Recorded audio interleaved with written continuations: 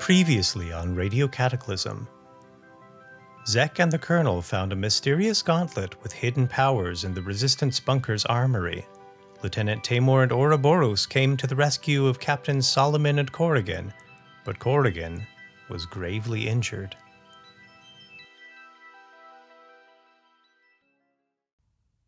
"You're proving to be an invaluable addition to our squad," said the Colonel. "Keep this up and I'll recommend you for the Academy Fast Track. I can always use a hacker on my team." "To be honest, it was Chad who had the brilliant idea," said Stephen. "I thought it was totally nuts at first, but now I think it might actually work. Tell him, Chad." "Well, it's not so brilliant," said Chad. "It's a shot in the dark, if anything. In thinking back to war era and pre-war technology, I recalled that prior to the establishment of the web and the cloud, the Empire used a specialized scrying glass to view Internet pages. It could also be used as a two-way communicator to keep in touch with field agents. I've actually seen it in person in the Museum of Obsolescence. Scrying glasses never die unless they break. They're powered by Z-Knot, which means they're always on. In fact, it's impossible to switch them off. The one in the museum remains dark, but only because there's no extant internet to view through the device. Or so we thought. Since this cafe contains a remnant of internet, maintained in a holding pattern via local intranet, we should be able to use the undersea cable connected to this bunker to wake it up, for lack of a better term. This computer terminal is even equipped with a microphone and a camera, so what we have is essentially a makeshift video phone." "Is it secure?" said the Colonel. "The signals will be bouncing all over the ocean," said Stephen, "but they'll look like garbled noise to anybody without the right equipment and the decryption code. I'd bet my last dollar that Plumwine won't even notice it." "You'll be betting your life," said the Colonel. "How long will it take?" "If it works, it will take a matter of seconds," said Chad. "All you have to do is sit here and press the enter key." "Jot, take Derman and Strauss downstairs. There are several bunks down there. Pick a room and clean it up." "Aye, sir." Bob saluted and ushered John and Zeck to the stairs. "Master Broyle, you stay. I may need your technical support." The Colonel sat down at the computer and pressed the enter key. The screen went dark, but not completely black. The darkness undulated like an underground pool. After a few seconds, the screen brightened and a discernible image resolved. The picture on the monitor was soft and fuzzy at the edges. Even so, it was clear that they were looking at a room in a museum. A blocky machine the size of a refrigerator sat behind a velvet rope to the left. Parts of an ancient computer salvaged from a shipwreck were mounted on the far wall, and they could see just far enough past the corner of a hallway to spot a museum guide, standing idle, trying to roll a coin across his fingers. "Is the microphone active?" said the Colonel. "Just press that button, and they should hear you," said Stephen, "assuming this works both ways." "You there!" shouted the Colonel. The guide dropped his coin. He looked into the room with the mirror. It was difficult to see the expression on his face, but his mouth was open. "Yes, you," said the Colonel. "The slack-jawed guide in the ill-fitting coat." Eyes still on the mirror, he bent down to pick up his coin. A metal flask fell out of his pocket and clattered on the floor. He retrieved it and straightened up. "I haven't got all day," said the Colonel. "Come in here already." The guide hesitated. He looked over his shoulder, looked back at the mirror. He unclipped the radio from his belt and raised it to his mouth. "Stop that," said the Colonel. "Do not speak to anybody on the radio. Do not allow anybody into this room. Is there anybody else in this wing of the museum?" Said the guide. "Come closer, for pity's sake. I can hardly hear you." The guide walked up to the mirror slowly, as if approaching a sleeping tiger. "Evacuate this wing of the museum at once," said the Colonel. "Do not allow anybody to enter." "But I can't," said the guide. I don't think so. There's hardly anyone here anyway. Is this a joke? Is that Neville in there?" "Listen to me, and listen well," said the Colonel. "Bring me a person who is not a fool, is not drunk and who has the authority to close this wing. Do so, and I will have $1,000 deposited directly into your bank account on the condition that you do one of two things with the money. Either buy as much liquor as you can carry and drink yourself to death, or rent a submersible yacht and move to the mainland as soon as they lift the lockdown on the isle. Either way, I do not want to see your face again, and I will be visiting this museum upon my return to the capital. Do you understand me?" The guide nodded. He turned to go, pausing only to vomit into a wastebasket, which he thoughtfully took with him. A few minutes later, an annoyed-looking woman strode down the hallway toward the scrying glass. She was accompanied by a security guard. "At last," said the colonel. "I'd begun to think that young drunkard had collapsed in a toilet somewhere." "I'm the director of this museum," said the woman on screen. "Who are you, and how did you hack into this mirror?" "I really don't have time for this," said the colonel. "You're clearly an educated woman. Surely you recognize me." "How do I know you're not an impersonator?" she said.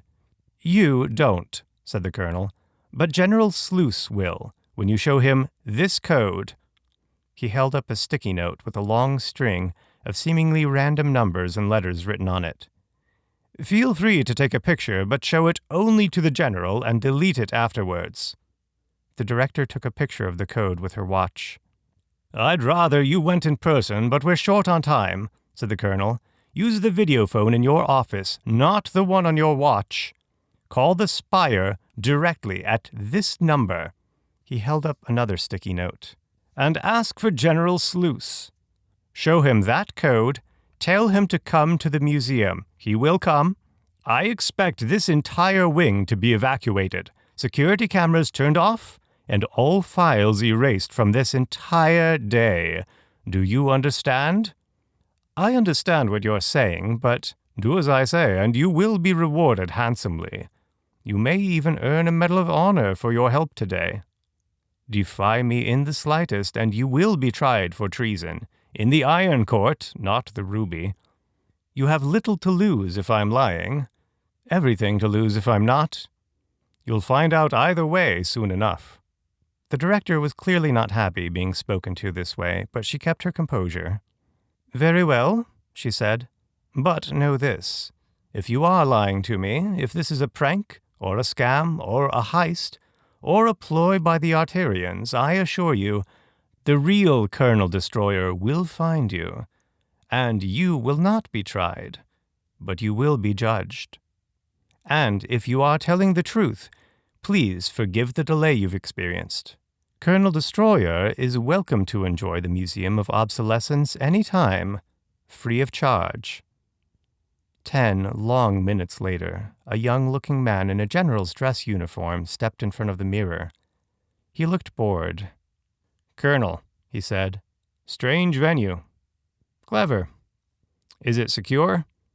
"As secure as possible at a time like this, General," said the colonel. The general nodded at Stephen. "Who is this?" he asked. "A recent recruit. He's proven indispensable as a technological advisor and expert hacker. Without him, we wouldn't be having this conversation. Sir, I know you're busy, so I'll get right to the point. As you may be aware, we were unable to rendezvous with the Corrigan. I'm requesting air support in the form of armed hovercrafts and airship transports for my remaining troops." "Not possible at this time," said the general. "The Isle remains submerged. As far as we know, the only organized forces we have left, other than you and your squad, are here in the Isle. We can't risk dispatching them at this time. There may be more out there, but we really have no way of finding out. With the Arterian takeover of the Cloud, and their destruction or hijacking of all our satellites and ships, there's not much we can do. We've had zero communication from any of our spacecraft since the attack, so they're either destroyed, hijacked, or simply cut off from communicating, just as we are. Without the Cloud, we haven't been able to track you or anybody else. It's possible, even likely, that some of our troops remain abroad, but they're likely to be scattered far and wide. And again, we have no way of contacting them." We tried to surface the Isle 2 days ago, but we were attacked by Plumwine's airships. Heavy civilian casualties. But how's your week been? We were attacked by Arterian forces in the eastern hinterlands 10 days ago. Not pneumatic soldiers. They used something we hadn't seen before. Not even the Erebus expedition encountered them. It began with a rain of meat-like gobbets falling from the sky. The general held up his hand. I'm familiar. Meat golems, we've been calling them. Have you seen their propaganda? We have, said the colonel. Older equipment seems to be unaffected by their firewall, likely by design. I'm speaking to you now from an old resistance bunker. You know about the domes, then, said the general.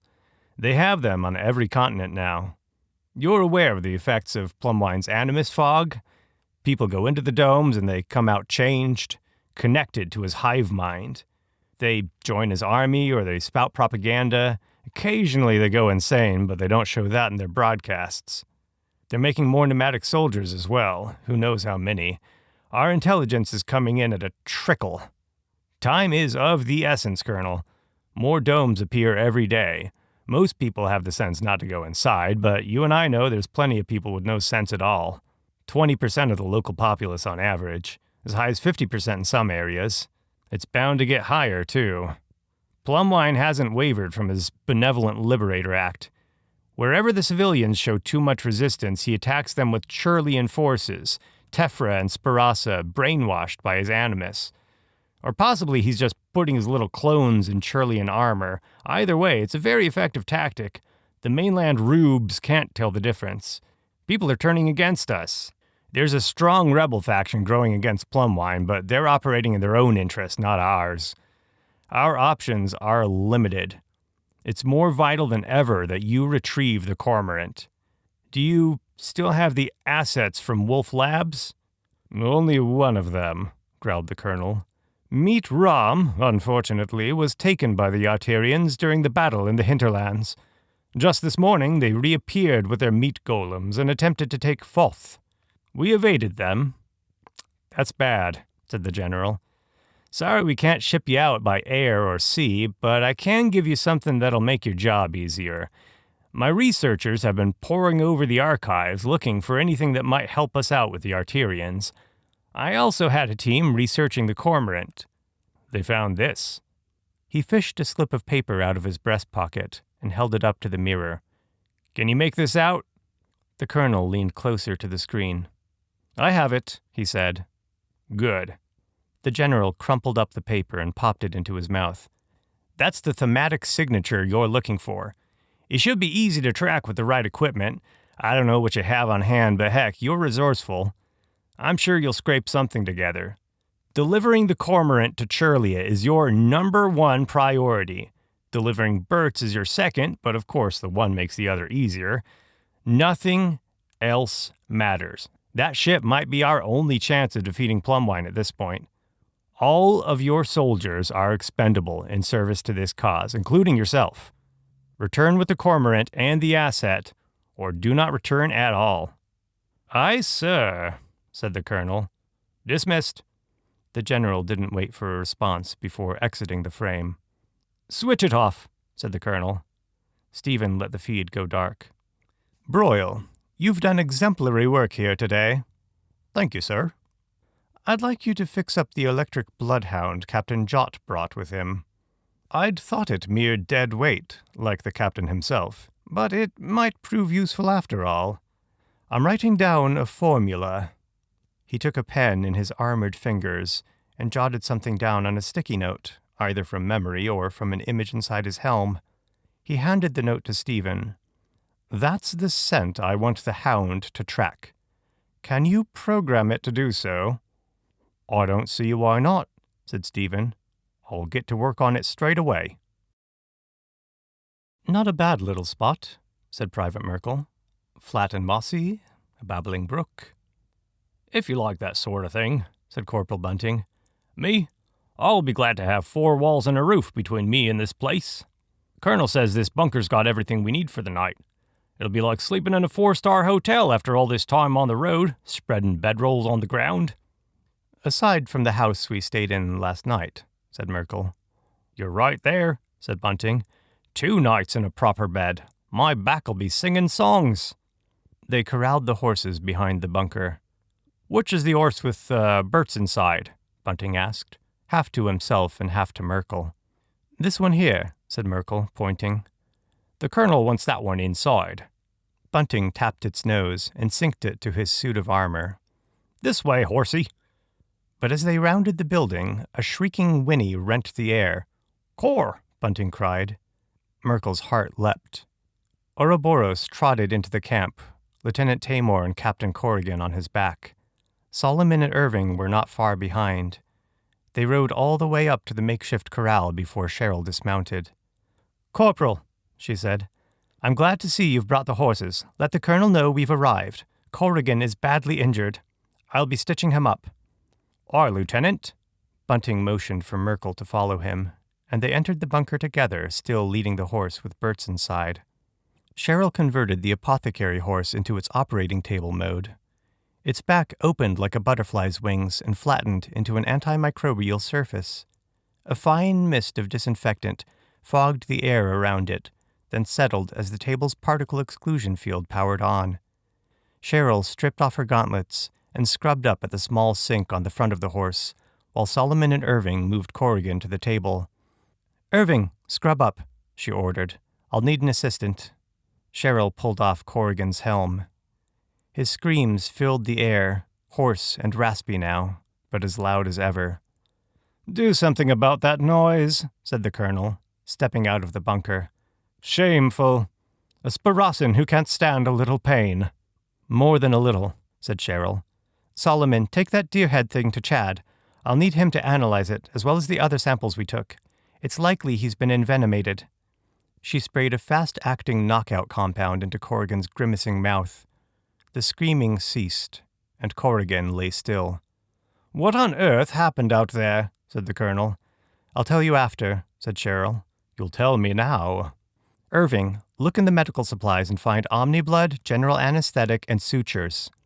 Cheryl began to strip off Corrigan's armor. She dumped his cuirass on the ground and unfastened his greaves. It was a hunt gone wrong, she said. A hunt? Said the Colonel. My orders were explicit. No hunting. Cheryl dumped the last few pieces of Corrigan's armor on the pile. He was now clad only in his form-fitting undersilk, as black as a grave. Cheryl pressed a button under the table, and the disinfectant mist sprayed over his body, followed by a brief flash of light. Irving helped her set up 2 IV drips, one with omniblood, one with anesthetic and saline. She opened the tool drawer and found a pair of scissors. She removed the bandage she'd applied and snipped the upper left quadrant away from his shirt. Blood ran freely. I need suction, said Cheryl. The little hose there. Irving picked up the nozzle and pointed it where Cheryl directed, holding it at arm's length. The Colonel cleared his throat. Tell me, Lieutenant, what were you doing hunting when I gave explicit orders against it? I'll give you a full report soon. My priority right now is stabilizing Corrigan. Chad can see to that, said the Colonel.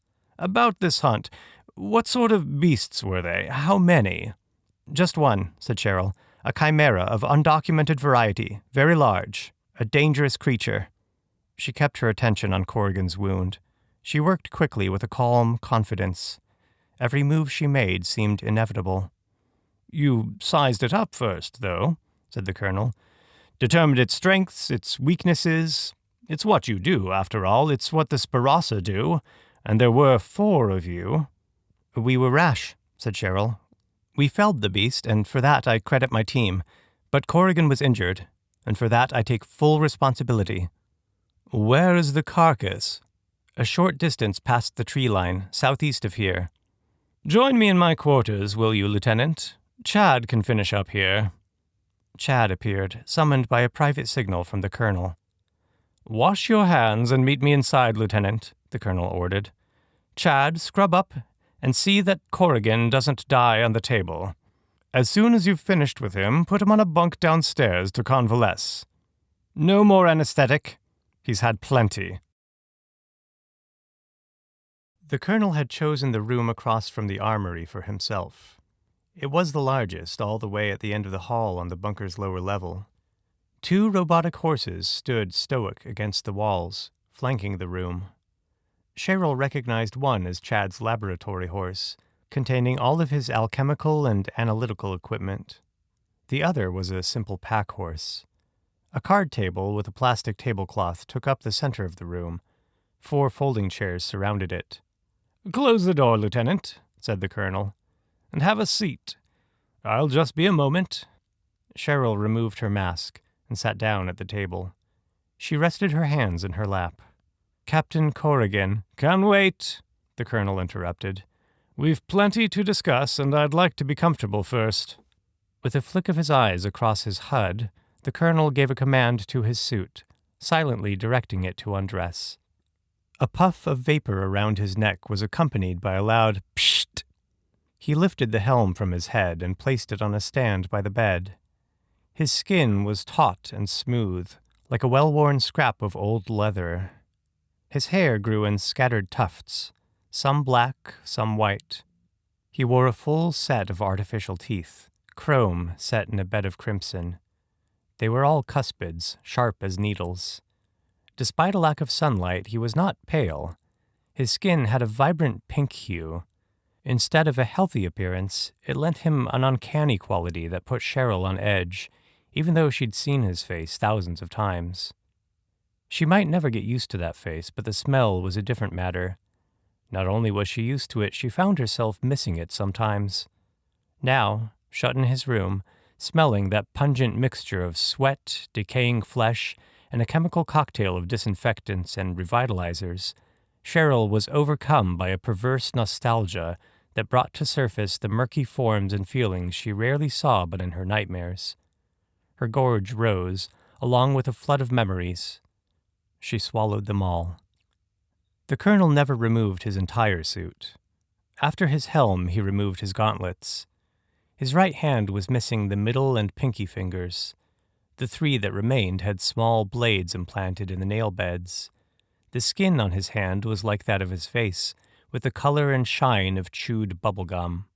His left hand was entirely robotic, with a shiny talon on each digit and countless secret devices hidden in its workings.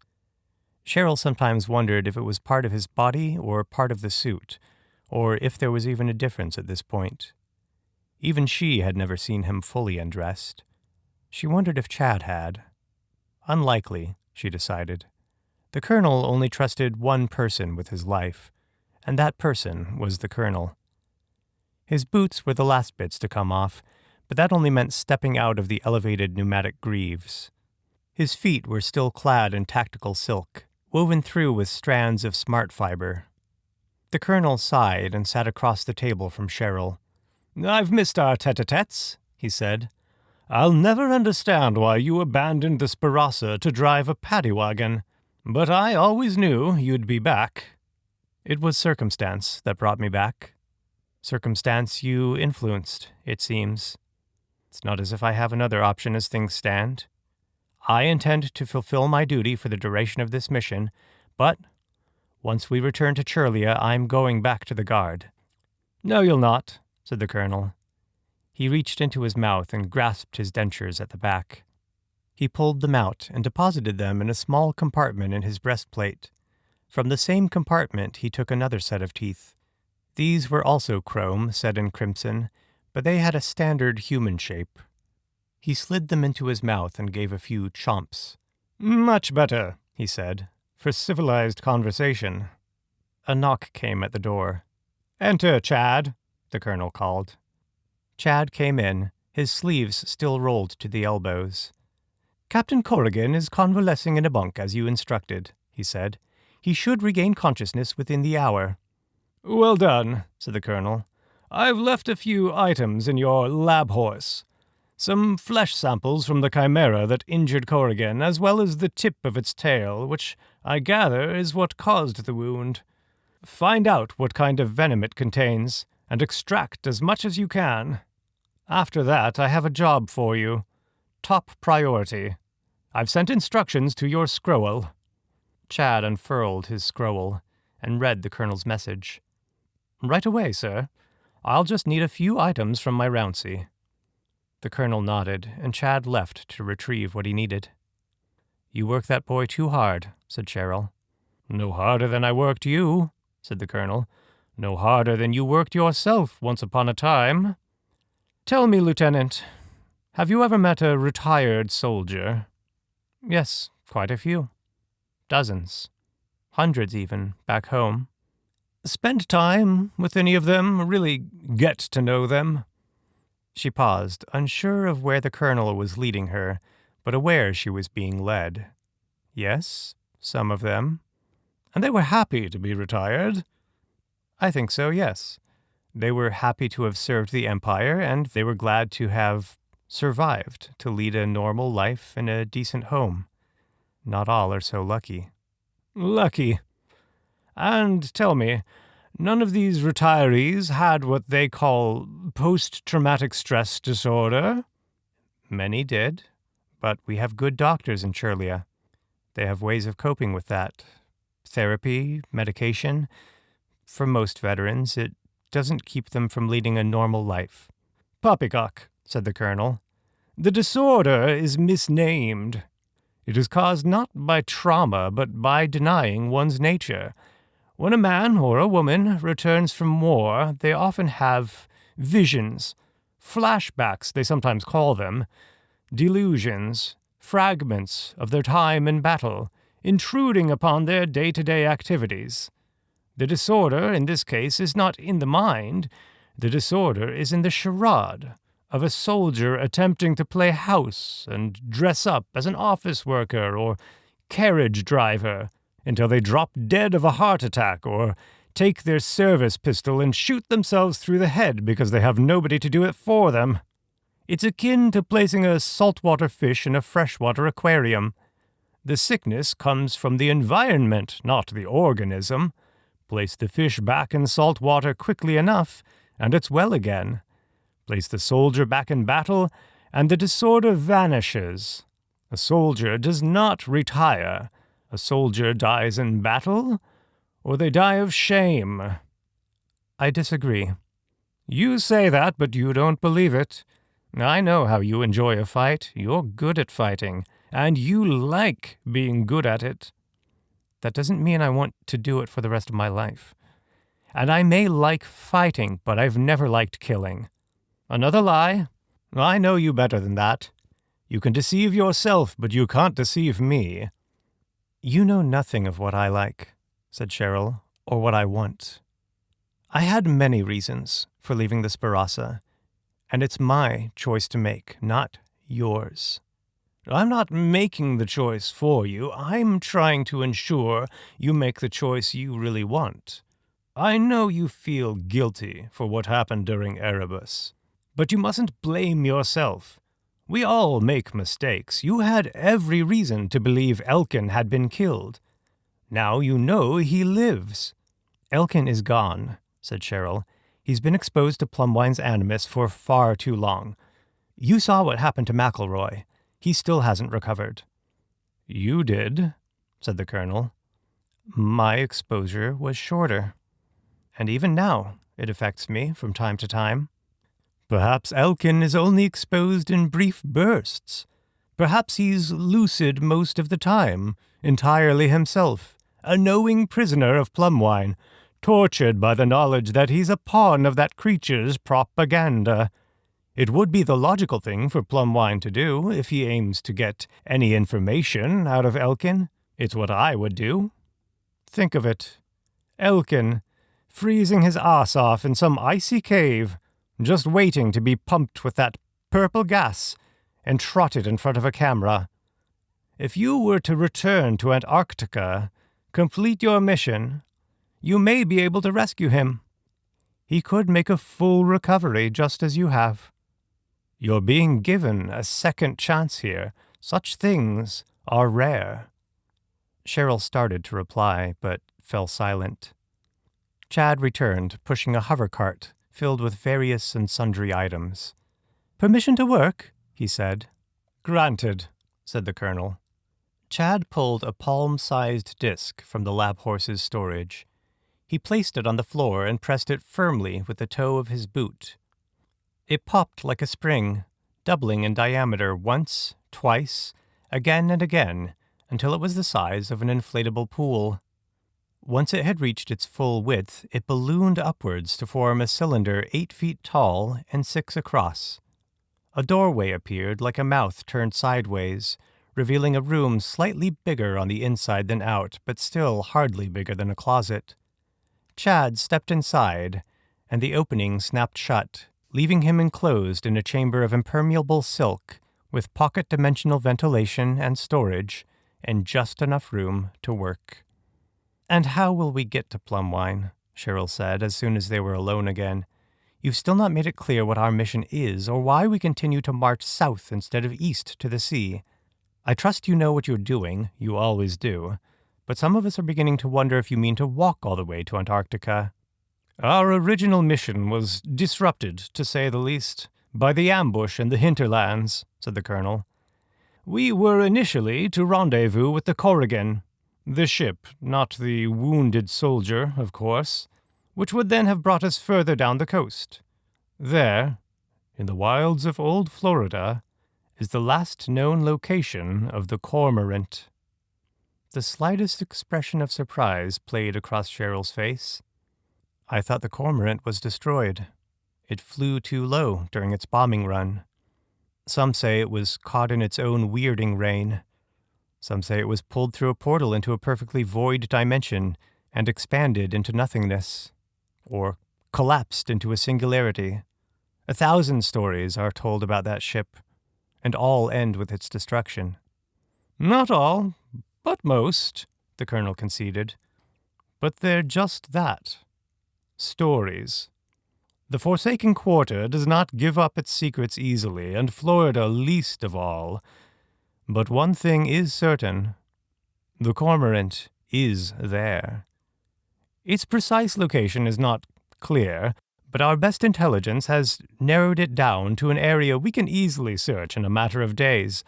We're not so far from it now. What's more, I've just had a conversation with General Sluice." Cheryl didn't even try to hide her surprise this time. "You've been in contact?" "Yes," the colonel continued. "Chad and young Master Broyle managed to tease a connection to the Isle out of the hulking boxes upstairs. I don't pretend to know exactly how they accomplished it. You'd probably understand better than I. You've done your share of hacking. In any case, the General confirmed that they will be unable to provide us with support or transport. The situation is bleak. I'll send you a formal briefing to read at your leisure. Suffice to say, we are on our own." But he did offer one bit of useful information: the thaumatic signature of the cormorant.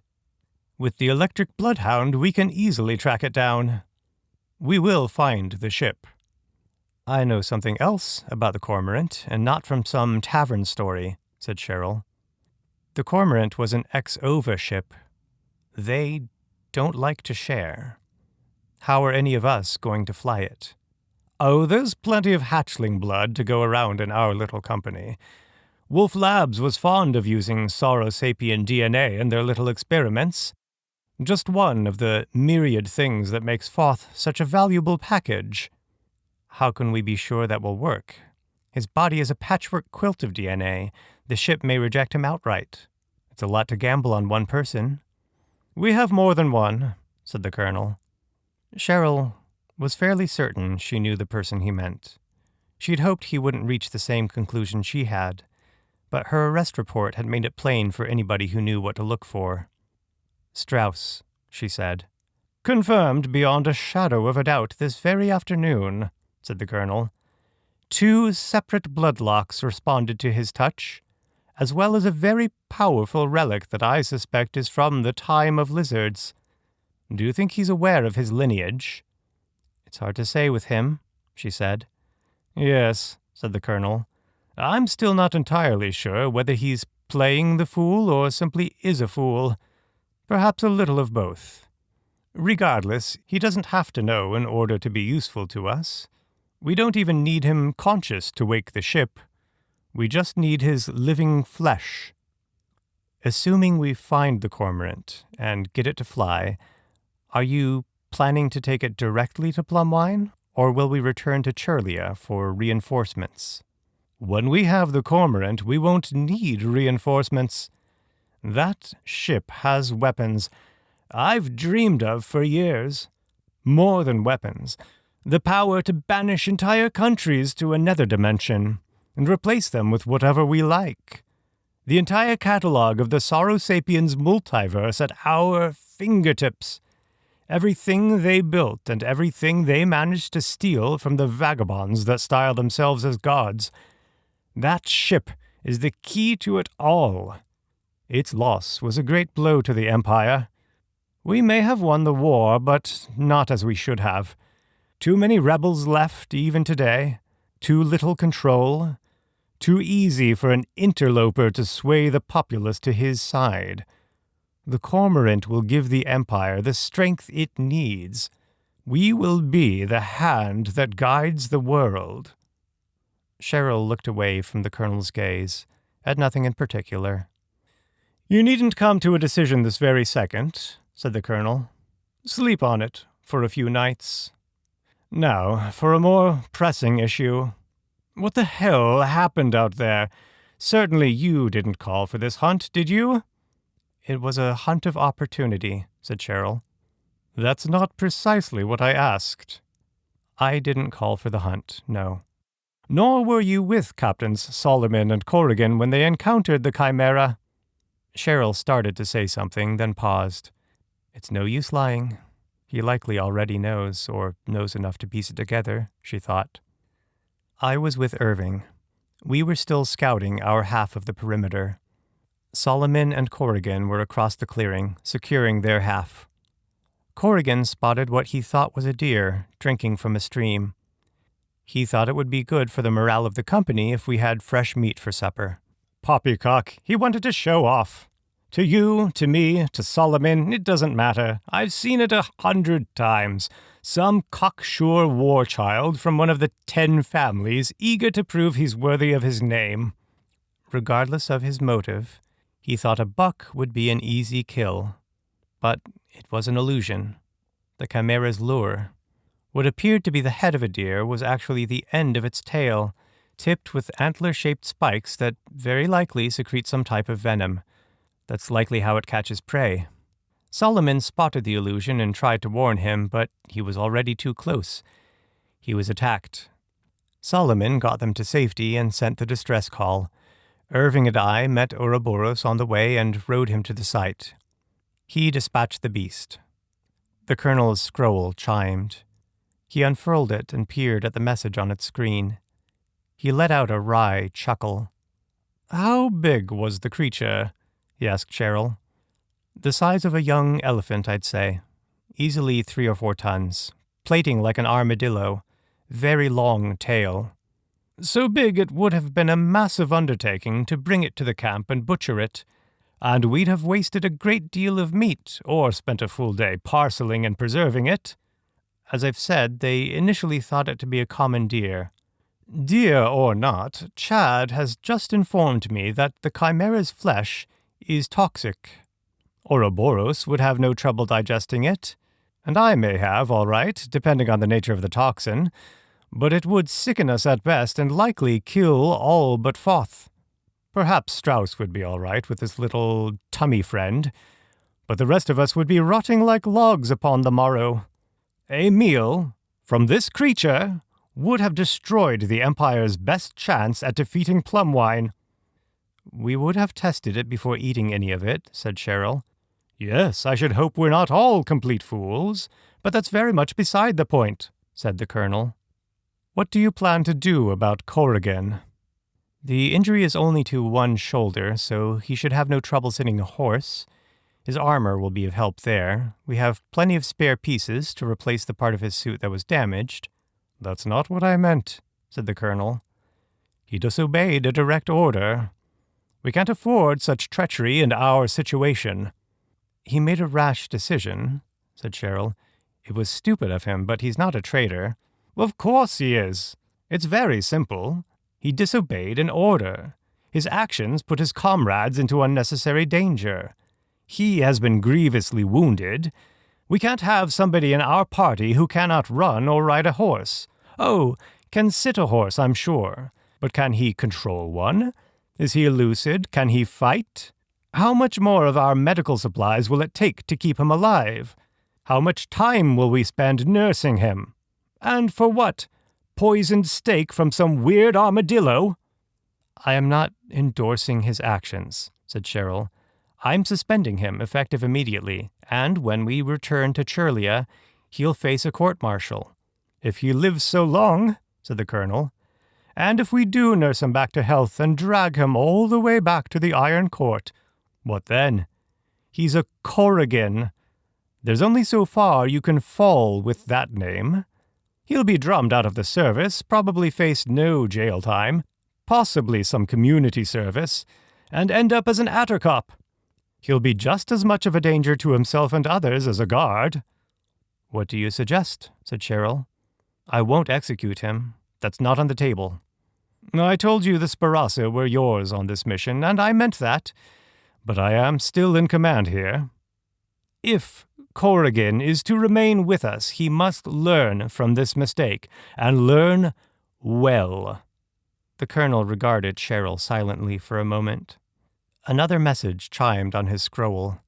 He smiled when he read it. I'll tell you what, he said. We'll leave it to Corrigan himself. Redemption or disgrace. The choice will be entirely his. Does that sound fair? It does, she said. It sounded fair, of course, and she knew it would be anything but. You're dismissed, he said. Cheryl stood and gave a slight bow. One more thing, said the colonel as she turned to go. There's an electric range with 2 burners behind the counter upstairs. The company should have hot rations tonight. Small consolation for a failed hunt, but it's better than hardtack and nutritive gel. He gave a shrill whistle, and the pack-horse dropped its load through the hatch in its belly. It was Bert's, half awake and trembling. You might as well take him with you. He'll be needing a few extra servings to replenish himself. Have Jot look after him tonight. I tire of babysitting. Anyway, he still has his implant. 1 step past the front door and he'll drop like a sack.